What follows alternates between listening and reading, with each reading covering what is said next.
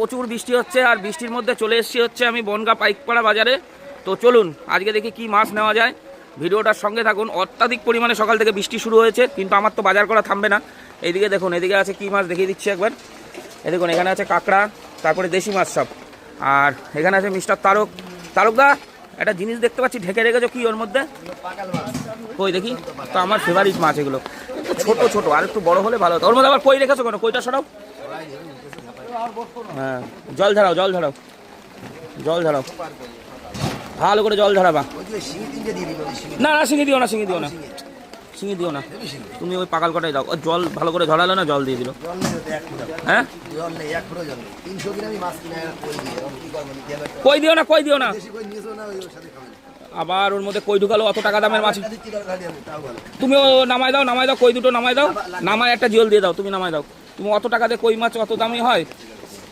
একটা জল দিয়ে দাও, ওই পেটে ডিমালাটা।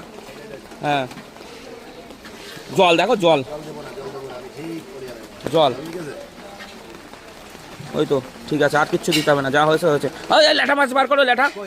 আরে মশাই, ওই তো ল্যাঠা। এত টাকা দামের মাছের মধ্যে ল্যাঠা ঢুকালে হয়? না, তুমি তোমার ধান্দা। হ্যাঁ, সবই ভালো।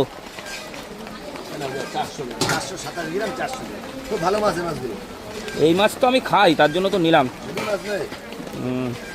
সে তো জানি হেভি মাছ। ওই ব্যাগে ভরো, ব্যাগে ভরো।